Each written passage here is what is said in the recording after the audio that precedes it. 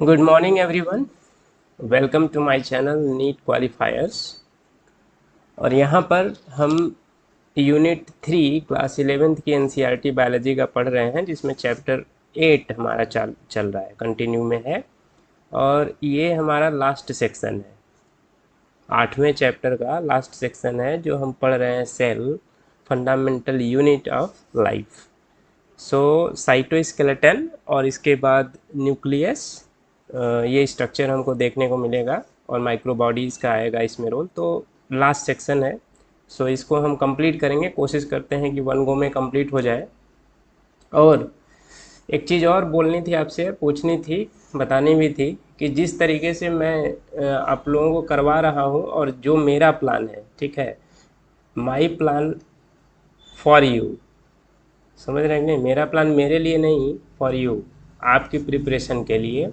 अगर इसके हिसाब से आप चलेंगे, मेरे प्लान को फॉलो करेंगे, तो आपका जो 11th एंड 12th की जो बायोलॉजी की एनसीईआरटी है, बायो एनसीईआरटी, ठीक है, ये आपकी दिसंबर 2024 टू जनवरी मैक्सिमम 2025 तक ये फिनिश हो जाएगा, दोनों वॉल्यूम। और अगर आप 11th क्लास में हैं तब तो आपके लिए बेस्ट है ना, आपके लिए फिजिक्स और केमिस्ट्री के लिए फुल टाइम मिलेगा पूरा। इसके बाद आप खाली इसको रिवाइज करते रहिएगा हमेशा, 1 घंटे 1.5 घंटे, और बाकी फोकस जो है फिजिक्स केमिस्ट्री पे आप प्रैक्टिस पे लगाएंगे। समझ रहे हैं? ये प्लान उन बच्चों के लिए है जिन बच्चों को लगता है कि फिजिक्स केमिस्ट्री थोड़ा ज़्यादा डिफ़िकल्ट है, तो उसमें आपको टाइम ज़्यादा देना है। बायोलॉजी जिस तरीके से मैं करवा रहा हूँ और उसी तरीके से आपको फॉलो करना है। आप अगर टोटल काउंटिंग करेंगे, अप्रॉक्स 600 पेजेज आएंगे इसमें शायद, मैक्सिमम। ठीक है, तो अगर आप सोचिए, खाली लॉजिकली सोचिए कि अगर आप 10 से 15 पेज के अकॉर्डिंग भी अगर पढ़ाई करते हैं, एवरेज में बात कर रहा हूँ, तो आप समझ रहे हैं कि एक महीने में आपका 300 पेज ख़त्म हो जाएगा लगभग। ठीक है, और 300 पेज और 2 महीने में 600, मतलब 11th 12th ख़त्म। तो आपके पास, मतलब मैं 2 मंथ में टोटल एनसीईआरटी आपकी ख़त्म हो जाती बायोलॉजी की।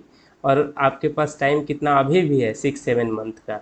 सोचिए, अगर अभी भी आप स्टार्ट करते हैं मेरे प्लान के अकॉर्डिंग, तो आपकी बायोलॉजी तब भी टोटल 11th 12th की ख़त्म हो जाएगी। इतनी इतनी सी तो किताब है यार, आप लोग डरते बहुत हैं। और ये अगर कर लेते हैं ना, तो नीट जो 2025 का होने वाला है, अगर आप दे रहे हैं नीट 2025 वाला, तब भी आप एकदम रेडी रहेंगे। और अगर आप 2026 के लिए प्रिपरेशन कर रहे हैं, मतलब आप 11th क्लास में सपोज, तो समझ लीजिए कि आपके लिए तो मतलब एम्स का ही टारगेट करके चलना है आपको बस, और कुछ नहीं। ठीक है, और फिजिक्स और केमिस्ट्री की प्रिपरेशन ऐसी होनी चाहिए कि आप जो है ना आईआईटी लेवल के क्वेश्चन भी कोशिश करें कि सॉल्व हो जाए। Then only you can expect कि आप एम्स जो है क्वालिफाई कर लेंगे, क्योंकि आपको पता ही है इस साल के हिसाब से तो और भी लग रहा है कि भाई 720 में भी एम्स नहीं मिलेगा, लेकिन ऐसा नहीं होगा अगले बार। कोशिश तो यही होगी गवर्नमेंट की और एनटीए की प्रॉबेबली। तो चलिए आज हम स्टार्ट करते हैं साइटोस्केलेटन। इसी नोट पे कि आप पढ़ाई कर रहे होंगे, और नहीं कर रहे हैं तो please do watch my lesson only. और मैं एनसीईआरटी की लाइन बाय लाइन इसलिए समझा रहा हूँ, मैं बीच में कोशिश किया था कि पीपीटी, लेकिन मुझे लगा कि उसमें तो और रिस्पॉन्स आप नहीं दे रहे हैं। आप एनसीईआरटी पढ़ने में बिलीव ज़्यादा कर रहे हैं, मतलब बिलीव का मतलब लाइन टू लाइन। सो कोई नहीं, ठीक है, वैसे ही चलते हैं। एनसीईआरटी सामने खुली है और मैं सामने आपको साइड में एक्सप्लेन कर रहा हूँ, ठीक है। सो साइटोस्केलेटन, साइटो का मतलब क्या है, हमने पहले ही पढ़ा। साइटोलॉजी, साइटोलॉजी का मतलब स्टडी ऑफ सेल, ठीक है। तो साइटो का मतलब सेल से है, ठीक है, जो हम पढ़ रहे हैं। स्केलेटन, जैसे हमारा स्केलेटल सिस्टम नहीं है, बोन से बना हुआ है बेसिकली, कंकाल जो होता है, तो ऐसे ही सेल का जो कंकाल है, ठीक है, सेल का जो कंकाल है उसी को स्केलेटन बोल रहे हैं। तो ये किससे बना है? ये भी प्रोटीन से बना होता है, प्रोटीनिशियस स्ट्रक्चर होता है। और उस प्रोटीनिशियस स्ट्रक्चर को इन जनरल हम क्या बोलते हैं? टिब्यूल्स, माइक्रोटिब्यूल्स, ठीक है। अलग अलग है, माइक्रोटिब्यूल आएगा, ठीक है, माइक्रोफिलामेंट आएगा, माइक्रोफिलामेंट आएगा, और इंटरमीडिएट फिलामेंट आएगा, ठीक है। ये बेसिक है। सो इससे अगर वर्ड यहाँ पे आपको दिखा देते हैं, ये देखिए, ये है ना प्रोटीनिशियस स्ट्रक्चर। तो आपको ध्यान में रखना है, फिलामेंटस का मतलब ऐसे थ्रेड लाइक आपको लंबा लंबा दिखेगा ऐसे, ठीक है, filamentous structure. So microtubule, microfilament and intermediate filament present in the cytoplasm is collectively refer to as the cytoskeleton. तो कहने का मतलब है साइटोस्केलेटन इन तीनों से मिलकर बना है basically, microtubules, microfilament and intermediate filament. और ये किस बेसिस पे इनको सेपरेट किया गया है, तो इनका बेसिक जो मतलब सेपरेशन का क्राइटेरिया है कि इनको अलग अलग करने का, डिवाइड करने का, ये इनके डायमीटर से। मान लीजिए कि ये थ्रेड है, ये फिलामेंट है, तो इसका ये जो डायमीटर है तो माइक्रोट्यूब्यूल में सबसे ज़्यादा होता है। अगर हम एमटी माइक्रोट्यूब्यूल की बात करें तो इसका डायमीटर सबसे ज़्यादा होता है, ठीक है। और सबसे लास्ट में कौन आएगा, सबसे लास्ट में जो आता है वो कौन होता है, माइक्रोफिलामेंट। और बीच में कौन आता है, इंटरमीडिएट फिलामेंट। कौन आता है भैया, इंटरमीडिएट फिलामेंट, आईएफ, यही है। और ये किस बेसिस पे है, डायामीटर के बेसिस पे। देखिए आपको इससे ज़्यादा नहीं पढ़ना है, पढ़ाने के लिए तो एक एक में बहुत ज़्यादा आपको मिलेगा, माइक्रोट्यूब्यूल के ही डिटेल में पहुंच जाएंगे तो बहुत मिलेगा, लेकिन आपको बस इतना जानना है, ठीक है। ये डायमीटर के बेसिस पे इनको हमने डिवाइड किया। तो आप ऐसे देख रहे हैं, तो अगर हम माइक्रोट्यूब्यूल की बात करेंगे, माइक्रोफिलामेंट की, तो ये ऐसे आ जाएगा। और इंटरमीडिएट फिलामेंट जो है इन्हीं के बीच में आएगा, दोनों के बीच में आएगा। इसको इतना मान लीजिए, थोड़ा ज़्यादा, ठीक है, क्लियर है। और इन तीनों का अलग अलग फंक्शन भी होता है, ऐसा नहीं कि फंक्शन सेम है, फंक्शन जो है अलग अलग होता है।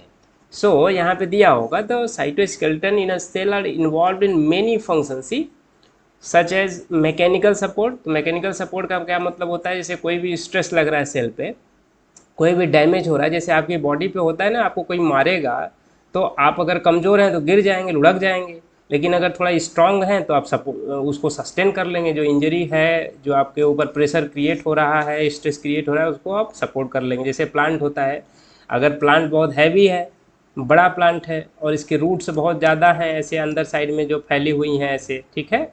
सो अगर तूफान आएगा तो ये सस्टेन करेगा बढ़िया से, ठीक है, अगर बढ़िया से रूट फैला है। लेकिन अगर पौधा भी बड़ा है लेकिन रूट इसकी बहुत बढ़िया नहीं, स्ट्रांग नहीं है ना, तो तूफान ज़ोर से आएगा तो इसको उखाड़ देगा, ठीक है, समझ रहे कि नहीं। और अगर तूफान की बात नहीं करते हैं तो बड़े प्लांट को आप उखाड़ के देखिए, बड़े पौधे को उखाड़ के देखिए, और बहुत छोटे पौधे को या ग्रासेस को उखाड़ के देखिए, बहुत आसानी से आपको डिफरेंस समझ में आ जाएगा। तो एग्जैक्टली वैसे ही है। तो ये मैकेनिकल सपोर्ट प्रोवाइड करते हैं, ठीक है, मैकेनिकल सपोर्ट प्रोवाइड करते हैं। और क्या करते हैं, मोटेलिटी, मोटेलिटी के एस्पेक्ट से का मतलब जो भी सेल मोबाइल होती है, सेल जो मोबाइल होती है, मोबाइल के लिए ऐसा नहीं कि सेल डायरेक्टली जैसे अमीबा मान लीजिए ऐसे है तो ये मूव कर रहा है इधर से उधर, नो, इसकी बात नहीं कर रहे हैं। यहाँ तो सीडोपोडिया होता है, यहाँ पे कोई ऐसे अलग से मोटिलिटी के लिए स्ट्रक्चर नहीं बना है जिसमें साइटोस्केलेटन का इन्वॉल्वमेंट हो, सपोज डायरेक्ट जो मतलब एक्सटर्नल फीचर में। लेकिन मोटिलिटी के लिए हमने इसके पहले पढ़ा था क्या, फ्लैजेला और सीलिया का स्ट्रक्चर, ठीक है, फ्लैजेला एंड सीलिया, नाम तो सुना ही है आपने। और ये दोनों रोल प्ले करते हैं किसके लिए, मोबिलिटी के लिए। किसके लिए बोल करते हैं, सेल की मोबिलिटी के लिए। जहाँ भी पाए जाएंगे इसका मतलब है कुछ ना कुछ इनका रोल है, ठीक है। हमारी बॉडी के अंदर भी सिलिया होती हैं, तो वो क्या होती हैं, सेल नहीं मोबाइल होती है, क्योंकि सेल तो अटैच्ड है, बिल्कुल एडहेयर है एक जगह पे, यहाँ से ऐसे बॉडी पे निकला है। तो ये क्या करती है, हेल्प करती है किसी और बॉडी को मूव करने में। जैसे हमारी बॉडी में जो, स्पेशली फीमेल की बॉडी में जो एग होता है, ठीक है, ओवा, तो मूव करता है ना भाई, ओवा रिलीज होगा आपका ओवरी से, ठीक है, ओवरी से मूव करेगा ना आपका, फेलोपियन ट्यूब से होते हुए फिर यूट्रस में आता है। तो मूवमेंट किसके बेसिस पे होता है, ये सीलिएटेड सेल होती हैं यहाँ पे, ठीक है, सीलिएटेड सेल होती हैं। लेकिन अगर सेल में ही सीलिया फ्लैजेला है, जैसे बैक्टीरिया होता है, हमने पढ़ा है बैक्टीरिया है, ठीक है, बैक्टीरिया है, इसमें ऐसे फ्लैजेला निकला है, एक फ्लैजेला दिखाया हमने, इसके बेसिस पे क्या होता है, मूवमेंट होता है। ऐसे ही जैसे हमने पैरामीशियम का स्ट्रक्चर देखा, ठीक है, ऐसे हमने पैरामीशियम का, तो इसके बॉडी के चारों तरफ जो होता है ना, ऐसे ग्रुप्स होते हैं ना भाई यहाँ पे, तो हाँ, तो इसके बॉडी के चारों तरफ क्या है, सीलिया फैला हुआ है। तो इसका मूवमेंट कैसे होगा, सीलिया के थ्रू होगा, ठीक है, इसके थ्रू होगा, क्लियर है। तो मोबिलिटी में भी हेल्प करता है। उसके अलावा जो है सेल को शेप देता है, पूरी सेल का जो शेप होता है ना, वो इसी की वजह से होता है, ठीक है। बाहर से रिजिडिटी आपको सेल वॉल देता है, लेकिन जहाँ सेल वॉल प्रेजेंट नहीं है वहाँ पे भी तो सेल एक पर्टिकुलर शेप में रहती है। तो सेल को शेप देने का काम भी कौन करते हैं, साइटोस्केलेटन। जैसे हमारी बॉडी में बोन्स होती हैं, एक पूरा स्ट्रक्चर देती है, अगर बोन में डिफॉर्मिटी आ जाए तो देखिए सेल का पूरा जो बॉडी का शेप होता है चेंज हो जाता है, समझ रहे हैं कि नहीं। तो इसमें भी ये तीनों का अलग अलग रोल होता है। जो माइक्रोट्यूब्यूल्स होते हैं ये बेसिकली जो मोबाइल मोटिलिटी में जो रोल प्ले करते हैं, जिसमें आपको देखने को मिलेगा सीलिया, सीलिया एंड फ्लैजला, ये आएंगे बेसिकली। ठीक है, समझ रहे कि नहीं। जो इंटरमीडिएट फिलामेंट जो हमने बात की, इंटरमीडिएट फिलामेंट ये एक्चुअली में क्या करते हैं, ये ना वो होते हैं स्टेबिलिटी प्रोवाइड करते हैं। मतलब ये जो मैकेनिकल स्ट्रेस होता है या किसी चीज़ को प्रोटेक्शन वाला जो काम होता है ना, सेल को बचाने वाला, सेल को स्ट्रेंथ देने वाला, वो काम करते हैं। ठीक है, तो अभी हम देखेंगे न्यूक्लियस की स्ट्रक्चर की बात अगर हम करते हैं तो न्यूक्लियस की जो इनर मेम्ब्रेन होती है ना यहाँ पे एक स्पेशल माइक्रोट्यूब्यूल की प्रोटीन होती हैं। ठीक है, मतलब साइटोस्केलेटन होता है जिसको हम बोलते हैं लैमिन प्रोटीन्स। क्या बोलते हैं, लैमिन प्रोटीन या लैमिन्स बोलते हैं। तो ये इंटरमीडिएट फिलामेंट की होती हैं। ठीक है, देखिए मैं बहुत डिटेल में नहीं जा रहा हूँ, आपको थोड़ा सा आइडिया दे रहा हूँ बस, तो इसलिए थोड़ा सा ध्यान रखें। और आपने मसल्स पढ़ा है, नहीं पढ़ा है तो हम पढ़ेंगे। ठीक है, ह्यूमन फिजियोलॉजी में मसल्स, वैसे तो आपको मसल्स पता है ना। तो जो मसल में मेन जो प्रोटीन होती है आपको एक्टिन होती है, एक्टिन एंड मायोसिन। ठीक है, मायोसिन, क्लियर है, एक्टिन एंड मायोसिन। तो यहाँ पे जो एक्टिन फिलामेंट होते हैं ना, actin filament they are micro filament only. क्या होते हैं, माइक्रो फिलामेंट। तो यहाँ से मीनिंग समझ में आ गया। तो जो मस्कुलर कॉन्ट्रैक्शन और मसल का मूवमेंट होता है, मसल में जो कॉन्ट्रैक्शन होता है, एक्सपेंशन होता है, इस टाइप के जो मूवमेंट होते हैं एक्टिन फिलामेंट उसमें रिस्पॉन्सिबल होता है। और एक्टिन फिलामेंट किससे बना है, माइक्रो फिलामेंट से। तो समझ में आई तीनों चीज़ें, यस। अब मुझे लग रहा है कि आपको समझ में आ गया है। तो इन चीज़ों को ध्यान में रखिए। जो पॉइंट मैं हाईलाइट कर रहा हूँ please do highlight in your NCERT, और इसको ध्यान में रखना है आपको। क्लियर है कि नहीं। ओके, आगे चलते हैं साइटोस्केलेटन में। ओके, ये देखिए यहाँ पे स्ट्रक्चर दिया हुआ है। तो ये स्ट्रक्चर है आपका, अल्ट्रा स्ट्रक्चर दिया हुआ है किसका, सीलिया का। सीलिया फ्लैजला को अगर हम टीएस काटते हैं, मान लीजिए कैसे लेंथ में आपको सीलिया दिखा है, छोटे में फ्लैजला, इसको आप यहाँ से ऐसे कट करिए, सपोज कट करेंगे तो आपको ये ईएम है, इलेक्ट्रॉन माइक्रोस्कोपिक व्यू। ठीक है, इलेक्ट्रॉन माइक्रोस्कोप में देखते हैं तो ऐसा दिखेगा। और ये इसका रिप्रेजेंटेटिव डायग्राम है इसी का। ठीक है, इसी को यहाँ पे रिप्रेजेंटेटिव डायग्राम के फॉर्म में बनाया गया है। क्लियर है कि नहीं। तो जब हम सीलिया या फ्लैजला को देखते हैं ना, तो यहाँ पे हमको 9+2 अरेंजमेंट देखने को मिलता है। 9+2 का मतलब देखिए 1 2 3 4 5 6 7 8 9, 9 और बीच में 1 एंड 2। तो ये दो बीच में हो गया, और बाहर साइड में आउटर जो हो गया वो कितने हैं, 9। और ये 9 में जो 9 है, ठीक है, ये डबलेट होते हैं।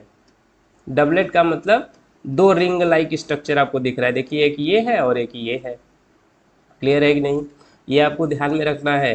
ये इमेज भी ध्यान में रखनी है और कैसे होता है ये भी अभी हम लाइन जब रीड करेंगे तो वहाँ पे भी आएगा। तो ये आपका प्लाज्मा मेम्ब्रेन हो गया। देखिए बाहर की जो इसकी क्या बोलते हैं, मेम्ब्रेनस स्ट्रक्चर होगा, ऑब्वियस सी बात है प्लाज्मा मेम्ब्रेन है। और ये पेरीफेरल, पेरीफेरल का मतलब आउटर। देखिए माइक्रोट्यूब्यूल्स है ना, क्या है, डबलेट्स हैं, डबलेट्स हैं। ऐसे ही जब हम सेंट्रियोल देखते हैं ना, सेंट्रियोल का स्ट्रक्चर जो कि बेसिकली आपको कहाँ मिलता है, एनिमल सेल में मिलता है। ठीक है, सेंट्रियोल प्लांट सेल में नहीं होता है, और कुछ कुछ सर्टेन ऊसाइड्स में भी नहीं मिलेगा ये।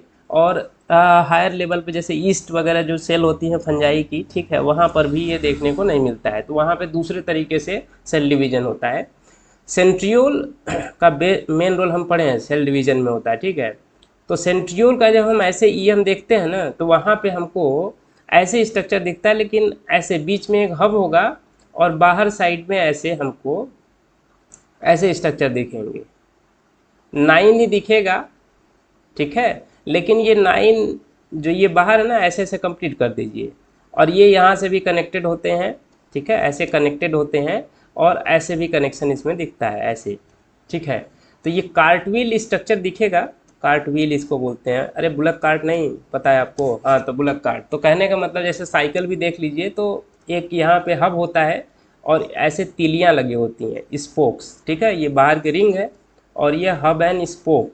ठीक है, तो ये जो सेंटर वाला होता है इसको हम क्या बोलते हैं, हब बोलते हैं। ठीक है, और ये जो निकला है जो कनेक्ट करता है आउटर से, इसको स्पोक्स बोलते हैं, तीलिया बोलते हैं। ठीक है, और ये जो आउटर पेरिफेरल रिंग है ये ट्रिपलेट होता है। क्या होता है, ट्रिपलेट। ट्रिपलेट किस में होगा, सेंट्रियोल के केस में होगा।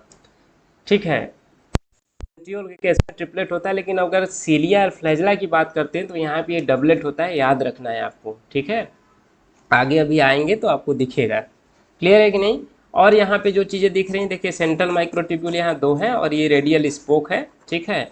और ये पूरा ना इसका कोर है, ये जो पूरा स्ट्रक्चर दिख रहा है दिस इज कोर, ठीक है। और इसको क्या बोलते हैं, एक्सोनीम बोलते हैं। क्या बोलते हैं, एक्सोनीम। तो यहाँ पे एक्सोनीम में जो आउटर है आपका सीलिया फ्लैजला में, आउटर पेरिफेरल जो माइक्रोट्यूब्यूल्स हैं क्या है, डबलेट में है, ठीक है। और ये भी कनेक्टेड है, सी यहाँ पे भी कनेक्शन दिख रहा है ना, यस। तो इसको बोलते हैं ब्रिज। तो इंटर डबलेट ब्रिज मतलब 2 डबलेट के बीच का ये ब्रिज है, इंटर डबलेट ब्रिज। क्लियर है कहानी। ब्रिज का मतलब कनेक्शन करने के लिए, याद रहेगा। इमेज ध्यान में रहेगी, क्या क्या चीज़ें हमने बताई, ओके, इतना ध्यान में रखना है, ठीक है। अब आते हैं सीलिया फ्लैजला के स्ट्रक्चर पे, जो यहाँ पढ़े हैं ना, इसी को यहाँ पे लाइन में दिया हुआ है। तो सीलिया आपका प्लूरल है, सीलियम जो है सिंगुलर है, फ्लैजला प्लूरल है और फ्लैजलम जो है सिंगुलर है। क्या है, हेयर लाइक आउटग्रोथ हमने पढ़ा है पहले ही कि मेम्ब्रेनस स्ट्रक्चर होगा, जैसे बैक्टीरिया हमने पढ़ा, तो इसके ऊपर ऐसे बाहर आउटर ग्रोथ है, ठीक है, आउटर ग्रोथ है। इसको हम क्या बोलते हैं, अपेंडेजेज बोलते हैं, एक्सटर्नल, ठीक है। जैसे हमारी फिंगर्स होती हैं अपेंडेजेज है ना, वैसे ही इंटरनल अपेंडेजेज यहाँ पर भी है। क्लियर है कि नहीं, ओके। सो सीलिया और स्मॉल स्ट्रक्चर, ऐसे अगर सेल देखते हैं तो सीलिया ऐसे छोटा छोटा कंपेरेटिवली दिखता है। और अगर फ्लैजला की बात करें तो फ्लैजला का स्ट्रक्चर जो होता है, सेल है अगर मान लीजिए कोई, तो फ्लैजला ऐसे बड़ा सा दिखेगा, ठीक है। तो ये ध्यान में रखना है। क्लियर है। दोनों मूवमेंट में हेल्प करते हैं, सीलिया भी मूवमेंट में हेल्प करता है और फ्लैजला भी, ठीक है, सेल मूवमेंट के लिए रिस्पॉन्सिबल होते हैं।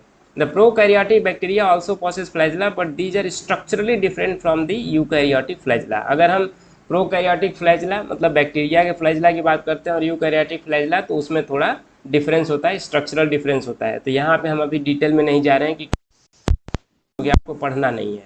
क्लियर है कि नहीं, इतनी चीज़ें क्लियर हैं, ओके। सो इलेक्ट्रॉन माइक्रोस्कोप में हमने देख लिया उसको क्या बोलते हैं, देखिए कवर्ड है, प्लाज्मा मेम्ब्रेन से कवर है, और इसके कोर को हम क्या बोलते हैं, एक्सोनीम बोलते हैं। एक से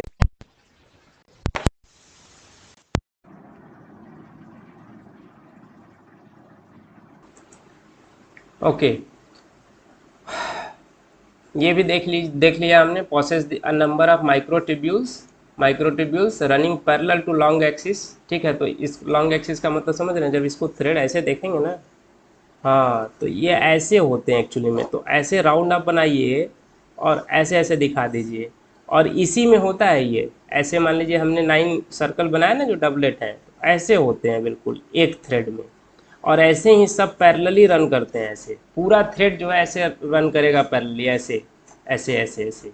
तो ये पूरे लंबाई में ऐसे होता है, इसीलिए बोल रहा है कि पैरेलली ये क्या करते हैं, पैरेलली, देखिए parallel to the long axis. The axoneme usually has 9 doublets, पहले ही हमने देख लिया इमेज में, and of radially arranged peripheral microtubules and a pair of centrally located microtubule.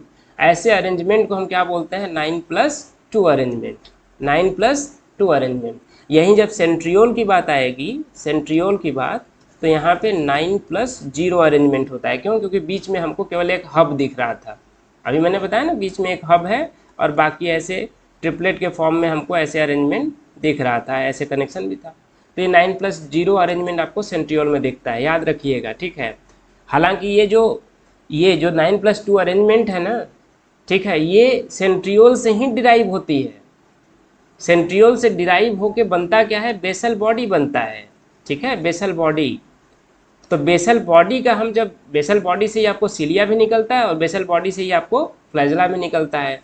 तो सेंट्रियोल का नॉर्मल काम मूवमेंट में नहीं होता है, सेंट्रियोल का नॉर्मल काम या तो सेल डिवीजन के टाइम पे काम आता है, या तो अदर जो फीचर हमने पढ़े हैं, सेल को शेप देने का, सेल को स्ट्रक्चरल सपोर्ट या मैकेनिकल सपोर्ट प्रोवाइड करने का, वैसे आएगा रोल इन प्रोटीन्स का। जहाँ पे मूवमेंट की बात आती है जैसे सीलिया फ्लैजला की, तो वहाँ पे ये बेसल बॉडी बीच में 2 आपको स्ट्रक्चर आपको और दिखेंगे, और जहाँ पे मूवमेंट की बात नहीं आएगी वहाँ पे आपको 0 स्ट्रक्चर दिखेगा, 9+0 अरेंजमेंट।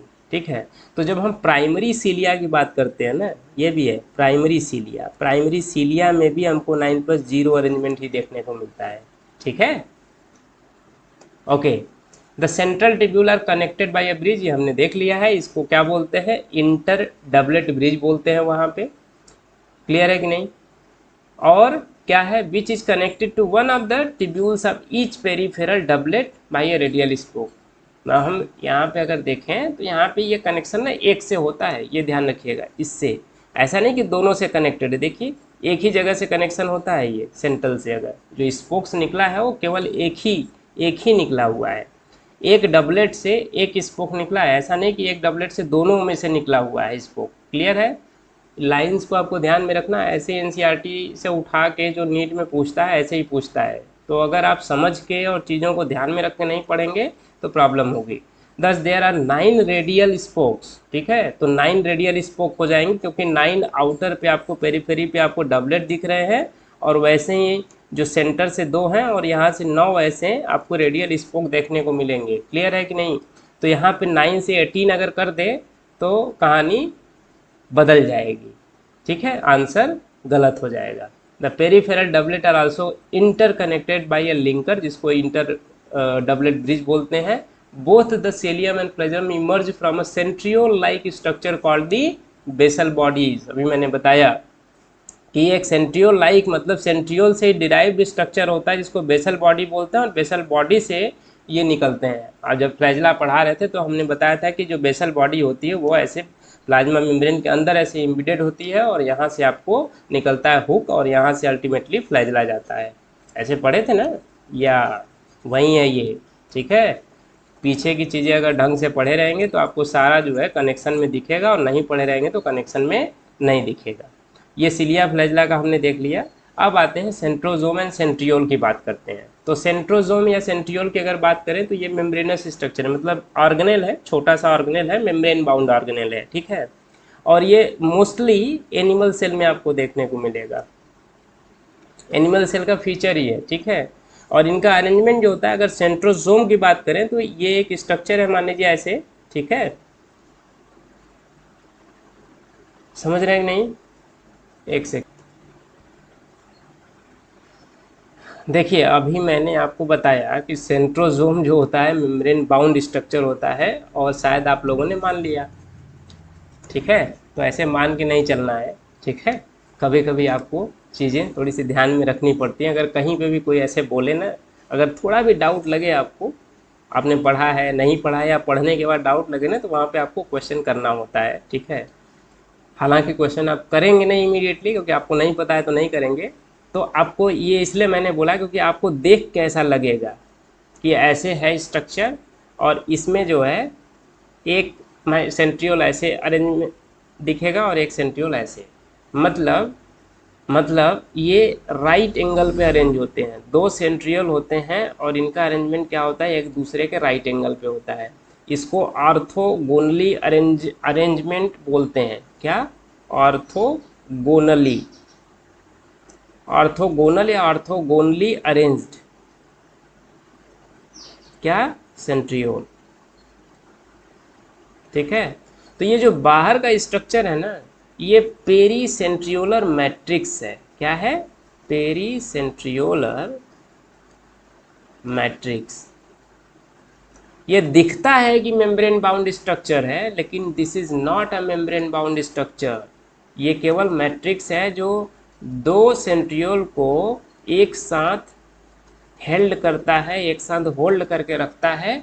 और ये दोनों सेंट्रियोल जो होते हैं ना, दे आर अरेंज्ड परपेंडिकुलरली, या राइट एंगल या ऑर्थोगोनल। ठीक है, तो ऐसे एक्चुअली में दिखता है, ऐसे अरेंजमेंट, ऐसे ऐसे, और ये स्ट्रक्चर ऐसे होता है। मतलब ये पेरीसेंट्रियोल मैट्रिक्स का मतलब सेंट्रियोल के बाहर का मैट्रिक्स, तो स्ट्रक्चर ऐसे दिखता है। ठीक है, और ये मैट्रिक्स इसको हेल्ड करके या होल्ड करके रखता है, ताकि ये कहीं मूव ऐसे अचानक से अपने आप ना कर पाए। एग्जैक्टली वैसे जैसे गोल्जी एपरेटस के केस में हमने पढ़ा था कि वहाँ पे जो गोल्जी मैट्रिक्स होता है बाहर का, वो उसको एक साथ टुगेदर सारे जो सिस्टर्नी होते हैं उनको रखता है। ठीक है, सिस फेस को सिस फेस की तरफ, ट्रांसफेस को ट्रांसफेस की तरफ, हमेशा अरेंजमेंट चेंज नहीं होगा। ऐसे ही यहाँ पर भी नहीं होगा, सेल डिवीजन के टाइम पे इसमें डिवीजन होगा और माइग्रेशन होगा अपोजिट पोल पे। क्लियर है कि नहीं? तो ये ध्यान में रखिएगा कि सेंट्रोजोम जो होता है this is not membrane bound structure, ये मेम्ब्रेन बाउंड स्ट्रक्चर नहीं है, this is non membrane bound organelle. Clear है कि नहीं? जो मैंने एकदम स्टार्टिंग के बोला है में बात बोली उसको रिजेक्ट करिएगा, वो मैंने बस इसी को समझाने के लिए बोला कि आपको दिखेगा ऐसा, ठीक है, आपको दिखेगा ऐसा, लेकिन ये होता नहीं है कि मेम्ब्रेन बाउंड स्ट्रक्चर है, ये मेम्ब्रेन नहीं है, ये मैट्रिक्स है, पेरीसेंट्रियोलर मैट्रिक्स इसको बोलते हैं, प्रोटीनेशियस स्ट्रक्चर ही है, ठीक है। क्लियर है कि नहीं? तो ये ऐसे दिखेगा। कहानी क्लियर हुई अभी? ओके। ये मोस्टली आपको एनिमल सेल में ही मिलेगा। तो मैंने पढ़ाया है, बताया भी है कि अगर ऐसा है तो फिर भाई प्लांट में सेल डिवीजन कैसे होगा? प्लांट में सेल डिवीजन के लिए एक स्ट्रक्चर होता है, बनता है सेल डिवीजन के टाइम पे एक एरिया जिसको हम बोलते हैं MTOC। तो जहाँ जहाँ भी सेंट्रियोल नहीं होता है या सेंट्रोजोम, ये सेंट्रोजोम, जोमा का मतलब या सोम का मतलब क्या होती है? बॉडी होती है, ठीक है। तो सेंट्रोजोम या सेंट्रियोल जहाँ नहीं पाया जाता है वहाँ पे ना सेल डिवीजन के time, during the cell division, ठीक है, यही जो माइक्रोट्यूब्यूल्स है ना वो एक पर्टिकुलर ऐसे अरेंज होती हैं एक जगह पे, ठीक है। इसको बोलते हैं माइक्रोट्यूब्यूल ऑर्गेनाइजिंग सेंटर। क्या बोलते हैं? Microtubule organising centre. और ये ऑर्गेनाइज होता है अपोजिट पोल्स पे, और वहाँ से ऐसे एरे निकलेगा माइक्रोट्यूब्यूल या जिसको हम बोलते हैं स्पिंडल फाइबर का, और सेल डिवीजन होगा, मतलब क्रोमोजोम से अटैच करेंगे और क्रोमोजोम को एक दूसरे के से अपोजिट पोल पे ले जाएंगे और उसके बाद ऑब्वियस सी बात है सेल डिवाइड होगी। क्लियर है कहानी? आई थिंक कि मैं क्लियर हूँ इस चीज़ के लिए, और आप भी, आपका भी कॉन्सेप्ट जो है बिल्कुल क्लियर हो रहा है, ठीक है। So centrosome is an organelle usually containing 2 cylindrical structure, जिसको क्या बोलते हैं? सेंट्रियोल। मैंने दिखा दिया, एक सिलिंड्रिकल स्ट्रक्चर ये, दूसरा ये, ठीक है। They are surrounded by amorphous pericentriolar material, जिसको क्या बोलते हैं? पेरीसेंट्रियोलर मैट्रिक्स बोलते हैं, ठीक है। एमॉर्फस है, एमॉर्फस का मतलब इसका कोई पर्टिकुलर शेप नहीं है, ठीक है। एमॉर्फस हम कहते हैं ना कि जिसकी कोई मॉर्फोलॉजी नहीं है, पर्टिकुलर शेप नहीं है, तो ये ऐसे ऐसे मैट्रिक्स है, तो बिना शेप के ऐसे फैला रहता है, बस उसमें इन दोनों को होल्ड करके रखता है। Both the centriole in a centrosome lie perpendicular, देखिए एक दूसरे के क्या है? राइट एंगल, ऐसे, ठीक है, एक दूसरे के राइट एंगल, इसी को क्या बोलते हैं? ऑर्थोगोनल अरेंजमेंट बोलते हैं। क्लियर है कि नहीं? और इनका ऑर्गेनाइजेशन कैसा दिख रहा है? कार्ट व्हील टाइप का। अभी इसके ऊपर मैंने बताया था, जब इसको हम EM में देखते हैं, इलेक्ट्रॉन माइक्रोस्कोप में देखते हैं, तो ऐसे दिखता है। लेकिन सेंट्रियोल में जो आउटर होते हैं ना, आउटर जो आपको प्रोटीन्स दिखेंगे, आउटर माइक्रोट्यूब्यूल्स दिखेंगे, वो हमेशा ट्रिपलेट के फॉर्म में रहते हैं। ऐसे किस में रहते हैं? ट्रिपलेट में, डबलेट नहीं रहता है यहाँ पे, और ऐसे इनका अरेंजमेंट होता है। तो इसमें 3 टाइप की ट्यूब्यूल एक्चुअल में होती हैं। क्या क्या होती हैं? A, B और C, A, B और C। तो यहाँ पे AC जो है ना लिंक करता है, ठीक है। सो ये हम डिटेल नहीं जा रहे हैं, क्योंकि इसमें जाएंगे तो फिर आप और कंफ्यूज हो जाएंगे। Do not worry about that, बस आपको जो चीज़ें यहाँ पे दिख रही हैं इम्पॉर्टेंट, उसको ध्यान में रखना है। कार्टविल स्ट्रक्चर ध्यान में रखना है, लाई परपेंडिकुलर, एमॉर्फस पेरीसेंट्रियोलर मटेरियल होता है, मेम्ब्रेन नहीं होती है, ठीक है।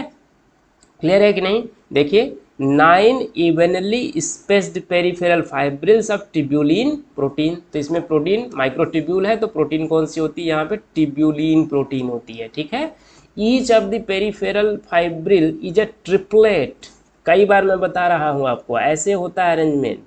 जो 9 यहाँ पे अरेंजमेंट 9+0 हम देख रहे हैं, 9+0 अरेंजमेंट, तो ये 9 जो होता है ना, सारे 9 जो होते हैं ट्रिपलेट के फॉर्म में होते हैं। कैसे? ट्रिपलेट के फॉर्म में, ठीक है। और एक ये ट्यूबुलिन होता है, B ट्यूबुलिन और C ट्यूबुलिन, ठीक है। C A से लिंक होता है। ऐसे ही इसको पूरा सर्कल में आप ले जाएंगे, और बीच में जो होता है हब होता है, तो ये हब होता है, ठीक है, हब नॉट हग, ठीक है, हब। और ये स्पोक्स से ऐसे जोड़ता है, ठीक है, इसको क्या बोलते हैं? स्पोक्स बोलते हैं। क्या बोलते हैं? स्पोक्स बोलते हैं। और ये क्या है? ये ट्रिपलेट है, पेरीफेरल ट्रिपलेट्स, ट्रिबुलिन प्रोटीन का ट्रिपलेट है, क्लियर है। और ये एसी लिंकर है, क्या है, एसी लिंकर है, ठीक है। लास्ट वाला फर्स्ट वाले से लिंक होता है, ऐसे ही ऐसे ऐसे अरेंजमेंट, क्लियर है कि नहीं, कहानी एकदम क्लियर होनी चाहिए, ठीक है। So the central part of the proximal region of the centriole is also proteinaceous and called the hub. तो ये सारे प्रोटीनेशियस स्ट्रक्चर ही आपको दिखेंगे which is connected to the with the tubule with the peripheral triplet by radial spokes, ये भी बता दिया, ये भी प्रोटीन से बना होता है। The centriole form the basal body, देखिए ऑफ द सीलिया एंड और फ्लैजिला एंड स्पिंडल फाइबर। जब सेल डिवीजन होता है तो स्पिंडल फाइबर बनाएगा, और अगर सेल को मोबाइल बनाना है, सीलिया और फ्लैजिला बनाना है, तो वहाँ पे ये क्या बनाता है, कन्वर्ट हो जाता है, या इसी से बेसल बॉडी जो है डिराइव होता है, क्लियर है कि नहीं। That give rise to spindle apparatus during the cell division in animal cell. तो कहानी एकदम से क्लियर हो गई, क्लियर हो गई ना कहानी, क्या अभी कुछ बचा हुआ है। नहीं, मुझे नहीं लग रहा है कि आपकी कहानी में कुछ बचा है, मैंने अच्छे से इसको समझा दिया है, खैर कोई नहीं। सो अगला टॉपिक हमारा जो है न्यूक्लियस है, ठीक है। अगला टॉपिक क्या है, न्यूक्लियस है।